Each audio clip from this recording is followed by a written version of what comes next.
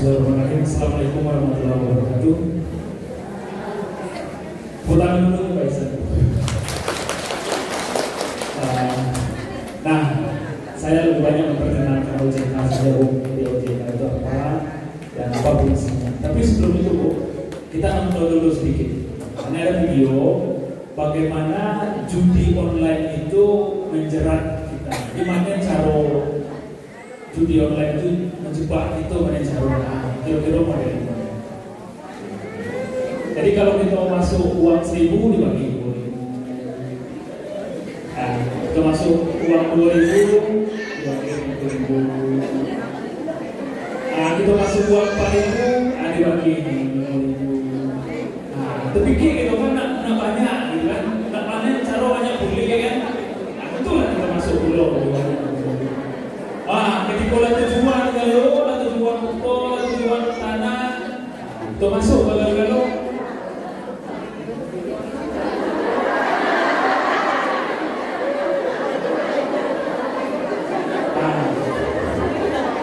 Jadi model itu, mohon maaf kalau ada tersinggung.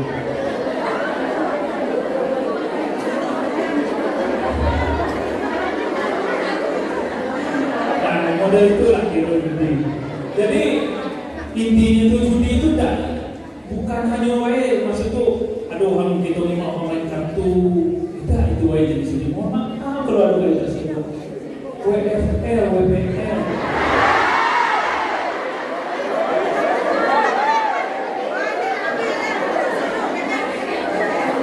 Mohon maaf. Ini sama model itu lah maksudnya dari karyawan itu udah jadi kapten. Udah jadi kapten ada jadi insinyur. Udah jadi insinyur tutup perusahaan. Dia lebih buruk Malaysia. Itu mikir utang kan. Jadi itu intinya sebenarnya tapi sayangnya tentang itu OJK lambat tahu. Jadi OJK ini itu istilahnya itu otoritas jasa keuangan. Otoritas jasa keuangan ini apa fungsinya? Itu tadi untuk mencek lah istilahnya untuk menjaga ataupun untuk memeriksa, mengawasi lalu lintas sistem keuangan. Apapun itu, bank juga diawasi OJK, investasi yang dikatakan periksa tadi juga di bawah OJK. Nah, sayangnya kita terlambat tahu bahwasanya WFL ini tidak di bawah OJK. Artinya ketika itu bermasalah, tidak bisa kita menuntut ke siapa. Kita laporkan ke polisi itu juga sudah selesai, karena tidak di bawah OJK. Nah, jadi mana cara nanti misalnya kalau ada WFL sini dua, kalau nak sama investasi model itu, apakah semua investasi itu akan sama dengan WFL? Tidak juga, banyak yang investasi yang legal. Nah itu tadi, makanya ada namanya, ini nanti masuk soal untuk dapat. Tapi ingatlah nanti, moto OJK itu adalah 2L. L yang pertama legal, L yang kedua logis. Nah, legal dan logis, 2L itu legal dan logis. Legal itu artinya sah resmi.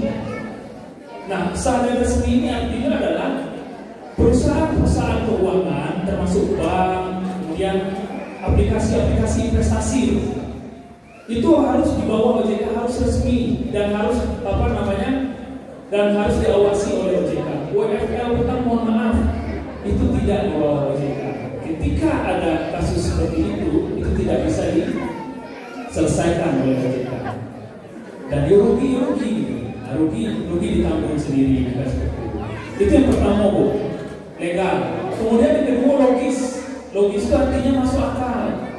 Masuk akal artinya keuntungan yang dijanjikan itu kira-kira masuk akal kan? Masuk itu nonton sebentar dibagi uang 40.000, 500.000, langsung itu tidak masuk akal. Dan contoh ini kalau nanti ada aplikasi lain atau apa ajakan adalah ciri-cirinya ilegal itu, ciri-ciri penipuan itu adalah uham. nalak kanti. Kamu dari uang kanti itulah yang mengaji.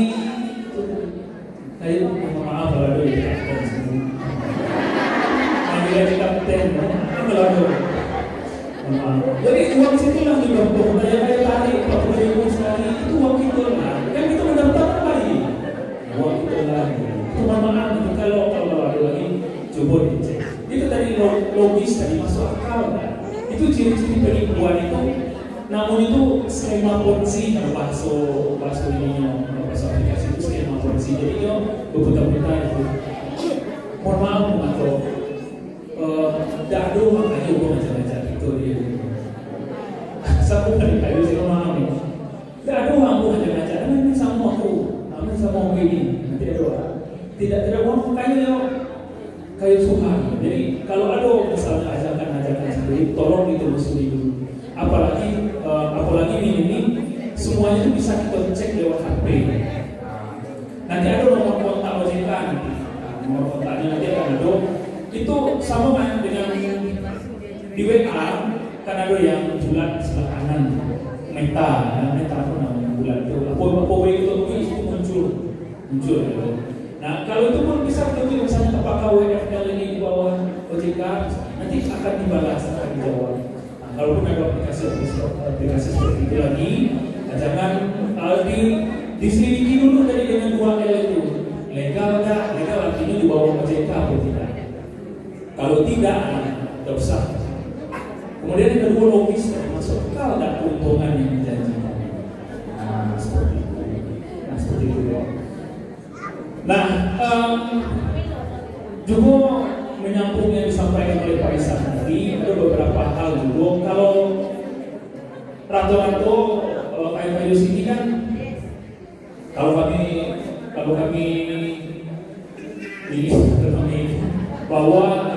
bawa iri kami pakai lantai maksud itu aduh kayak pen kalau kami bawa payah ekonomi sulit pokok citra kayak sini kalau kami bawa kayak lantai kayu cuman yang mohon maaf kalau ada lagi kayak sini mohon maaf dulu minta maaf kadang-kadang ada beberapa tapi tidak juga kalau satu bohong ada nama uang sih kau tuh ada nama uang tiap tahun kau tuh alangkah lebih baiknya atau perisan tadi diinvestasikan ataupun ada reserve di pengelolaan uang. Yang pertama ini yang perlu kita tingkatkan yang panah kaki ini yang perlu kita tingkatkan. Apa yang perlu kita tingkatkan? Menabung itu perlu kita tingkatkan. Nabung itu yang paling mudah itu emas selalu naik. Kalau udah paham dengan deposito apa namanya emas itu paling baik. Dan juga mohon maaf kalau nak itu sebagai seorang muslim kalau nak investasi misalnya ada orang pakai uang boleh baik, cuman kadang-kadang ketika orang itu bangkrut itu kita agak susah gitu susah. Sehingga investasi paling mudah itu adalah investasi. Kemudian yang perlu kita tingkatkan lagi itu adalah berbagi, bersedekah. Kadang-kadang kita sering lupa nih, sudah kita panen ubi, sudah kita panen cabai, sudah sampai ke bisa tertentu itu harus kita keluarkan 2,5% untuk zakat. Nah yang perlu kita kurangi yang pertama biaya hidup. Ya dengan Dona Paisan tadi. Kalau bakso itu sini, kalau bakso itu sudah tuh turun dunia wah tidak sudah. Kalau bakso anak muda FOMO ya turun gitu. Dunia orang beli ini gitu ibu. Kadang itu orang naik odong-odong itu nak sambung odong. Dia terpaksa lah menjadi uang Pancasila.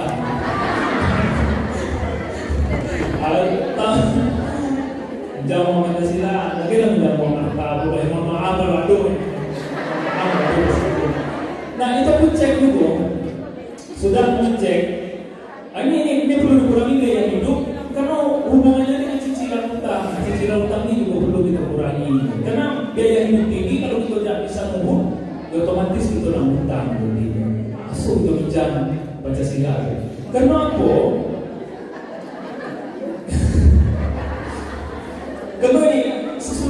cek juga, sudah aku cek juga.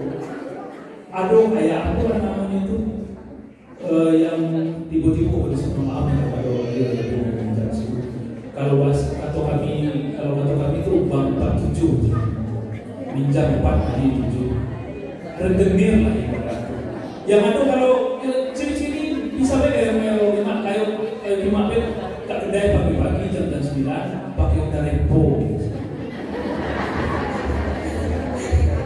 pakai jaket hitam adonya dan tas itu kata kami itu bank 47 minjam 4 pagi 7 anjingnya aku 5 sudah rumah aku minjam kan yang minjam 500 50 katanya untuk administrasi ya private 50 tak guna bisa dia 400 cicilan setiap hari 25 ribu kali 30 hari yo 700 itu macam tadi bank 47 jam lagi 7 kenapa ini karena itu tidak di bawah ojek itu serendah hati yang ada umum padahal kalau bank itu di bawah OJK itu tidak boleh mematok umum tinggi ini bunga maksimal kalau pinjaman dalam jaringan artinya pinjaman yang diawasi oleh OJK itu boleh itu 0,3% per hari kalau kita pinjam 100.000 0,3% itu 300 rupiah umumnya lah itu untuk pendanaan konsumtif itu artinya untuk yang kita habiskan uang untuk kita makan. Nah kalau untuk misalnya kita punya kedai untuk produktif lah, uang itu akan kita olah lagi. Kalau kita minjam 100.000 sehari itu cuma 100 rupiah satu hari. Nah kalau 1 bulan berarti 30.000. Nah, itu maksimalnya. Itu yang di bawah OJK. Karena nanti akan berhubungan dengan ancaman. Tapi kalau dikatakan prosesnya susah, kalau kita pinjam yang ini kan yang di bawah OJK yang legal itu susah. Dan juga untuk dendanya pun kalau untuk pinjaman ilegal ini dendanya tidak terbatas. Berapa artinya atau? Tapi kalau untuk pinjaman legal yang di bawah OJK itu maksimal itu 100% dari pinjaman pokok. Jadi kalau kita pinjam 100.000 dendanya itu maksimal 100.000. Jadi tidak boleh lebih dari itu. Nah, ini juga masuk ke dalam soal nanti untuk mendapatkan nyampul. Kalau ciri-ciri kalau itu adalah kalau nak pinjam misalnya, ini ciri-cirinya pinjaman ilegal. Nah, itu dia minta akses ke seluruh HP. Jadi kontak kita nanti tahu. Kontak yang ada di dalam HP itu dia tidak tahu. Karena pernah kasus banyak aku tidak tahu siapa meminjam, tiba-tiba aku ditelepon. Karena nomor aku ada di dalam HP orang pinjam. Nah, kita dihubungi, kita diteror. Padahal kita tidak ada untuk pinjam ganti, pinjam karena nomor HP itu ada dalam HP itu dihubungi gitu. Tapi kalau yang di bawah OJK itu yang boleh diakses itu cuma 3 kamera, mikrofon, kemudian lokasi disingkat dengan camilan. Cuma 3 itu baik yang boleh diakses. Ini masuk ke soal camilan. Kalau selain itu tidak boleh diakses oleh yang namanya itu pinjaman. Nah itu dulu. Nah kemudian kalau kita tidak bisa bagi, kalau dia kalau di pinjaman yang bukan di bawah OJK itu ancamannya teror, penghinaan, ibarat kita ini di viral gitu, di Facebook viral. Itu karena apa? Karena itu tidak diawasi OJK.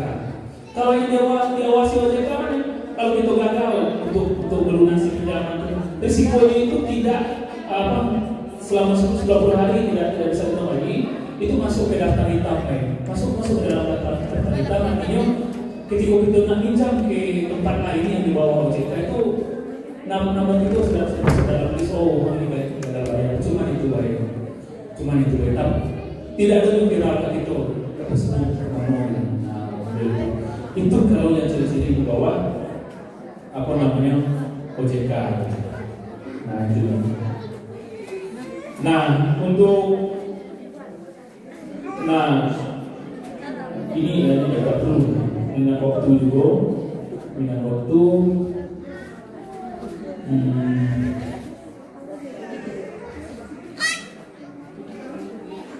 Nah, ini kan.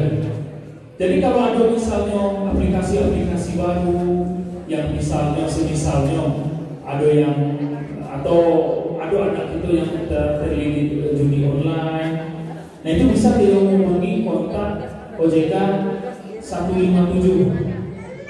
Nah ini kontak OJK 157. Ini masuk soal nanti kontak OJK. Ini bebas pulsa kalau ada kejadian-kejadian sama dengan yang maaf kayak WFL petang. Kalau yang mencurigakan masuk, telepon ke kontak 157. Jika kita sampai 157 langsung sekali telepon. Itu bebas pulsa. Jadi kalau ada kejadian-kejadian seperti itu lagi, tinggal ditelepon ke OJK biar ditelusuri. Walaupun itu bukan di bawah OJK, tetap akan diusahakan ditanggulangi oleh OJK. Nah kemudian kalau untuk ini juga nomor WA OJK. Kalau nanti kita nak cek, misalnya ada aplikasi baru atau ada bank baru, ada bank sering malam, bermata, kayak bertanya orang PT apa, PT, kayak cek di bawah OJK atau tidak, bisa dihubungi ke kota ini. Terus aku nggak bisa menghubungi kota ini, nah kemudian tersebut. Nah, begitupun dengan misalnya merasakan judi online, misalnya anak itu terjerat dengan judi online, itu bisa itu telepon OJK untuk memblokir situs judi online tadi. Misalnya kan ada situs simpanan judi online, itu bisa. Karena itu tadi kata Pak Isan, judi itu menjanjikan kemenangan. Jadi tidak ada orang yang memang menang dari judi itu, tidak ada orang kaya dari judi. Misalnya di Lubuk Bau ini siapa paling kaya? Bukan dari judi. Jadi memang judi itu hanya menjanjikan kemenangan. Tidak ada orang yang mengadu dari itu. Ini nomor kontaknya. Nah, mungkin itu saja dari saya dan juga dari Pak Zulisan. Mohon maaf kalau ada yang salah, ada yang tersinggung. Mohon maaf sekali Bu, bukan maksud untuk menyinggung atau kenapa, tapi itulah fakta yang terjadi di Galeri. Mudah-mudahan untuk kedepannya tidak ada lagi kejadian-kejadian yang sama seperti yang sebelumnya. Saya tutup dengan wassalamualaikum warahmatullahi wabarakatuh. Nah, untuk selanjutnya, ini sesi pertanyaan dan juga nanti kami mau bertanya juga. Tadi ada kira-kira ada yang mau bertanya, nanti yang bertanya ada 5 penanya itu dapat hadiah, boleh pilih. Sudah sah. Kalau untuk bagi hadiah lah bisa. Kira-kira ada yang mau bertanya? Oke. Silakan Bu.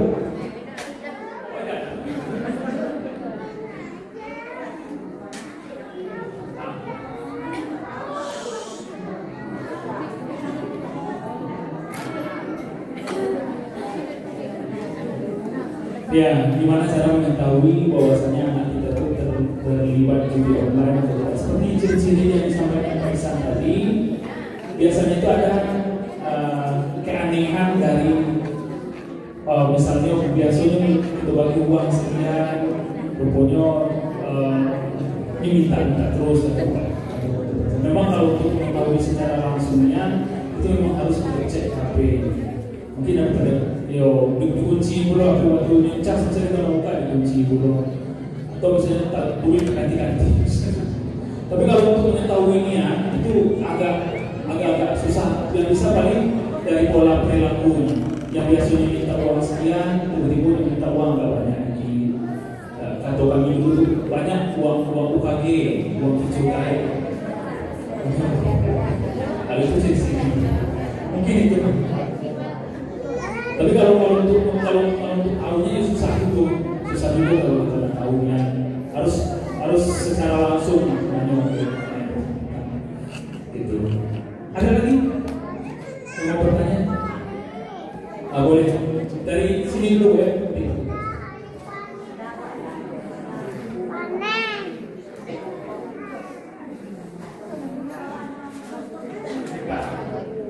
Mekar ya. Nah, kalau saya belum pernah juga ngecek, nanti boleh dicek ke ini Bu, ke nomor kontak tadi.